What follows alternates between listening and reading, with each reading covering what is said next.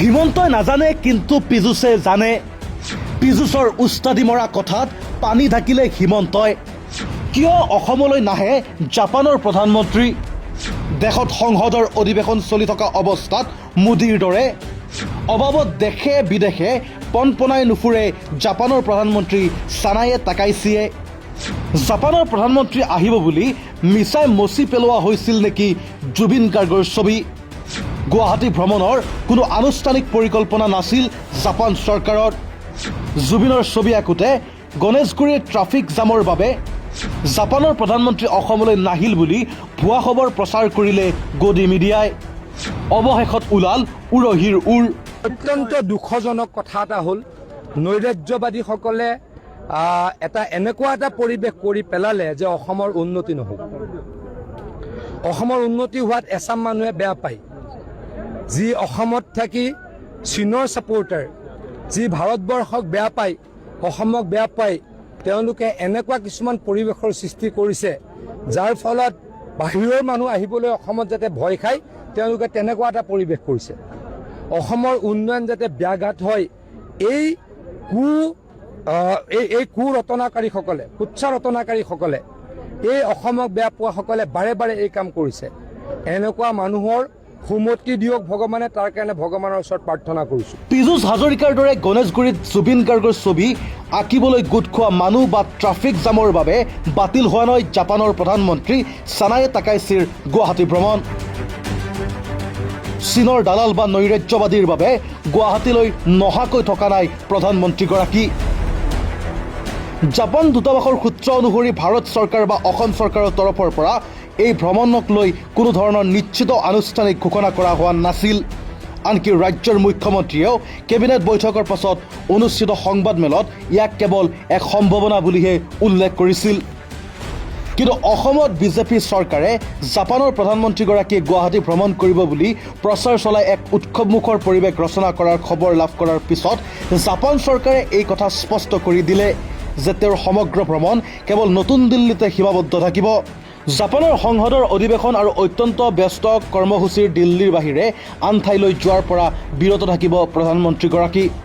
ইফালে এই অনিশ্চিত ভ্ৰমণসূচীক নিশ্চিত সত্য বুলি ধৰি লৈ মহানগৰীৰ সৌন্দৰ্য বৰ্ধনৰ নামত গণেশগুৰিৰ উৰণ সেতুৰ তলত থকা জুবিন গাৰ্গৰ ছবি মচি পেলাইছিল অসম চৰকাৰে। প্ৰশ্ন হয়, যি ভ্ৰমণৰ কোনো নিশ্চিত নাছিল তাৰ নামত অসমৰ স্বাভিমান জুবিন গাৰ্গৰ ছবি মচি পেলোৱাৰ অতি উৎসাহ কিয় দেখুৱালে চৰকাৰে? অৱশ্যে অৱশেষত এই সম্পৰ্কে মুখ খুলিলে হিমন্ত বিশ্ব শৰ্মাই। গদি মিডিয়া পীযুষ হাজৰিকা আৰু একাংশ বিজেপি কৰ্মীৰ মুখত ছাই সানিলে হিমন্ত বিশ্ব শৰ্মাই। চাওক, এইটো আমাৰ বাবে নিশ্চিতভাৱে দুৰ্ভাগ্যৰ কথা যে 2019তো আমি প্ৰস্তুতি চলাই আমাৰ হাতৰ পৰা আমি আনিব নোৱাৰিলোঁ।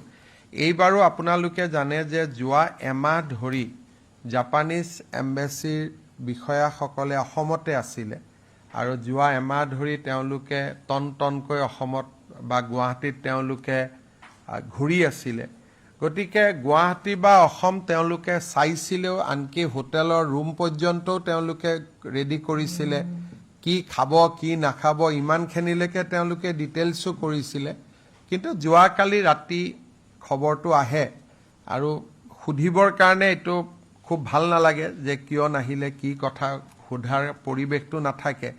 গতিকে লাহে লাহে যেতিয়া মই দিল্লীলৈকে যাম, গ'লে বৈদেশিক মন্ত্ৰী ডাঙৰীয়াক লগ পাম, তেতিয়া সুধিব পাৰিম যে কাৰণটো কি। বাকী কাৰণখিনি আমি নিজেও এছেছমেণ্ট কৰিব পাৰোঁ বা আমি কাৰণখিনি নিজৰ ভিতৰতো আমি কথা পাতিব পাৰোঁ যে এটা নিশ্চিত ভ্ৰমণসূচী এটা কিয় বাতিল হ'ল।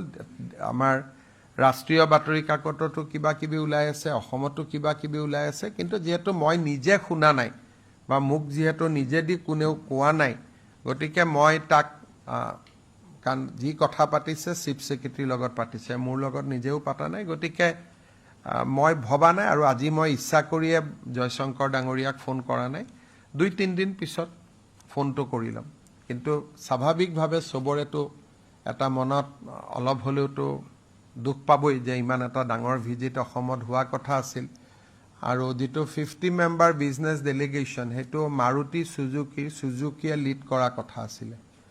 গতিকে এইটো আজি বহুত ডাঙৰ ভিজিট এটা আছিলে কেনচেল হ'ল কিন্তু মই ভাবোঁ ভাৰত চৰকাৰে নিশ্চিতভাৱে ইয়াতকৈ ডাঙৰ কিবা এটা অসমত কৰিব সেইটোকে ভাবিব লাগিব বা সেইটোকে প্ৰধানমন্ত্ৰীকো লগ পালে মই অনুৰোধ কৰিম যে ইয়াতকৈ ভাল কিবা এটা অসমত যাতে কৰে এতিয়া প্ৰশ্ন হয় অসমৰ মানুহক কিয় বিভ্ৰান্ত কৰিলে অসম চৰকাৰে কিয় মচি পেলোৱা হ'ল জুবিন গাৰ্গৰ ছবি কিয় কোনো নিশ্চয়তা নোহোৱাকৈ প্ৰচাৰ কৰা হ'ল জাপানৰ মুখ্যমন্ত্ৰীৰ অসম ভ্ৰমণৰ খবৰ এতিয়া কিয় জুবিন অনুৰাগীৰ গালৈ দোষ ঠেলি দিলে বিজেপিয়ে এইবোৰ প্ৰশ্নই এতিয়া উত্থাপন হৈছে সামাজিক মাধ্যমত নিউজ ডেস্ক দ্য অপিনিয়ন অসমৰ ডেভেলপমেণ্টৰ লগত মুখ্যমন্ত্ৰী ডাঙৰীয়াই কম্প্ৰমাইজ নকৰোঁ আমাক কষ্ট দিছে কাম আমি দুগুণ কৰিম বহুত লাভ হ'ল নহয় এতিয়াতো নাহাৰ কথাই বেছি হ'ল প্ৰায় 100জনীয়া এটা বিজনেছ লিডাৰ্ছৰ টীম অহা কথা আছিলে 100জনীয়া এটা বিজনেছ লিডাৰ্ছ ফ্ৰম জাপানৰ প্ৰাইম মিনিষ্টাৰৰ লগত একেখন ফ্লাইটত অহা কথা আছিলে তেওঁলোকে অসমৰ বিভিন্ন জেগাত কি কৰিব খুজিছিলে ইনভেষ্ট কৰিব খুজিছিলে লোকচান যদি ডিৰেক্ট লোকচান হৈছে মৰিগাঁও জিলাৰ লোকচান যদি বেছিকৈ হৈছে জাগিৰোডৰ কিয় জাপানৰ আপোনালোকে জানে ছেমিকণ্ডাক্টৰ ইণ্ডাষ্ট্ৰীত কিমান জাপানী এতিয়ালৈকে আহিছে জাপানী সাংসদৰ স্পীকাৰো আহিছে জাপানলৈকে তেওঁলোকে এয়াৰ চিপছ কিনি নিব তাৰ ফলত আমাৰ জিলাখনৰ লোকচান হ'ব অসমৰ লোকচান হ'ব এই লোকচানৰ বিৰুদ্ধে আমি একগোট হ'ব লাগিব এই লোকচান যোনে কৰিছে তেখেতলোকৰ বিৰুদ্ধে আমি তেখেতলোকক বুজাব লাগিব আপোনালোকে এইবিলাক কাম নকৰিব অসমৰ যাতে বেয়া নহয় টকা আৰু ধৰ্মীয় উন্মাদনাৰ বাহিৰে একোৱে চিনি নাপায় বিজেপি চৰকাৰে পূৰ্বজসকলে এৰি যোৱা সেউজ পৃথিৱীখন টকাৰ বাবে নিশেষ কৰিব বিজেপিয়ে ভাৰতত অহা 3 বছৰত কটা হ'ব 28 লাখৰো অধিক গছ কেৱল অৰুণাচলতেই কটা হ'ব 5 লাখৰো অধিক গছ উচ্ছেদ কৰা হ'ব আদিবাসী আৰু জনজাতীয় লোকক ইতিমধ্যে গছ কটাৰ বাবে বিভাগীয় অনুমোদন উলিয়াই লৈছে বিজেপি চৰকাৰে বনভূমি ধ্বংস কৰাৰ বাবে দিয়া 288টা প্ৰস্তাৱৰ ভিতৰত 242টাতে অনুমোদন জনাইছে চৰকাৰে অৰণ্যৰ জীৱ-জন্তুৰ খাদ্য আৰু বাসস্থান কাঢ়ি ধনী হ'ব পুঁজিপতি ঠিকাদাৰ আৰু বিজেপিৰ নেতা বিনিময়ত আপুনি মই যুঁজিব লাগিব তীব্ৰ গৰমৰ সৈতে জলবায়ু পৰিৱৰ্তনৰ ফলত হোৱা বৰষুণৰ অভাৱত কৃষকৰ মূৰত ভাগি পৰিব সৰহ বিগত 3 বছৰত অৰ্থাৎ 2023 চনৰ জুলাই মাহৰ পৰা 2026 চনৰ মে মাহৰ ভিতৰত দেশৰ বনাঞ্চলৰ 28 লাখতকৈও অধিক গছ কাটিবলৈ বা কাটি উলিওৱাৰ বাবে চৰকাৰী অনুমোদন জনোৱা হৈছে ডাউন টু আৰ্থ চমুকৈ DTE নামৰ সংস্থাটোৱে চৰকাৰী তথ্য পৰীক্ষা কৰি এই উদ্বেগজনক খবৰটো প্ৰকাশ কৰিছে কেন্দ্ৰীয় পৰিৱেশ বন আৰু জলবায়ু পৰিৱৰ্তন মন্ত্ৰণালয়ে প্ৰকাশ কৰা বন সংৰক্ষণ সমিতিৰ বৈঠকৰ সিদ্ধান্তসমূহ বিতংভাৱে পৰীক্ষা কৰি এই তথ্য লাভ কৰা হৈছে এই সময়ছোৱাত বনভূমি ধ্বংস কৰি বিভিন্ন কামত ব্যৱহাৰ কৰাৰ বাবে 288টা সুকীয়া প্ৰস্তাৱ দাখিল কৰা হৈছিল ইয়াৰ ভিতৰত 242টা প্ৰস্তাৱতে চৰকাৰে অনুমোদন জনাইছে যাৰ অৰ্থ হৈছে আবেদন কৰা প্ৰকল্পসমূহৰ ভিতৰত 80%তকৈও অধিক প্ৰকল্পই গছ কাটিবলৈ অনুমোদন লাভ কৰিছে ইয়াৰ উপৰি চৰকাৰী তথ্যই দেখুৱাইছে যে প্ৰায় 22,000 হেক্টৰতকৈও অধিক বনভূমি খনি জলবিদ্যুৎ আৰু বিদ্যুৎ সৰবৰাহৰ লাইনৰ দৰে বিভিন্ন অবননীকৰণ প্ৰকল্পৰ বাবে এৰি দিয়া হৈছে এই সমগ্ৰ বনভূমি দেশৰ প্ৰায় 27টা বিভিন্ন খণ্ডৰ বাবে ব্যৱহাৰ কৰা হ'ব ইয়াৰ ভিতৰত খনি আৰু জলবিদ্যুৎ প্ৰকল্পৰ বাবে আটাইতকৈ বেছি গছ কটা হ'ব অকল খনি প্ৰকল্পৰ বাবে 13.5 লাখ গছ আৰু জলবিদ্যুৎ প্ৰকল্পৰ বাবে 9.3 লাখ গছ কাটিবলৈ অনুমোদন দিয়া হৈছে ইয়াৰ উপৰি বিভিন্ন পুনঃ সংস্থাপনৰ প্ৰকল্পৰ বাবে 2.3 লাখ গছ কটা হ'ব এই তিনিটা খণ্ড মিলাই মুঠ গছ কটাৰ প্ৰায় 90% অংশ অধিকাৰ কৰিছে এই অনুমোদন লাভ কৰা প্ৰকল্পসমূহৰ ভিতৰত 139টা প্ৰকল্প 0ৰ পৰা 10 হেক্টৰ মাটিৰ ভিতৰত আছিল। আনহাতে 55টা প্ৰকল্প 11ৰ পৰা 100 হেক্টৰ, 35টা প্ৰকল্প 100ৰ পৰা 500 হেক্টৰ, 9টা প্ৰকল্প 500ৰ পৰা 1000 হেক্টৰ আৰু 4টা প্ৰকল্প 1000 হেক্টৰতকৈও অধিক বনভূমি জুৰি থকা বুলি তথ্য প্ৰকাশ পাইছে। এই ৰাজ্যসমূহৰ ভিতৰত অৰুণাচল প্ৰদেশত আটাইতকৈ বেছি গছ কাটিবলৈ অনুমোদন জনোৱা হৈছে, যাৰ সংখ্যা 5 লাখতকৈও অধিক।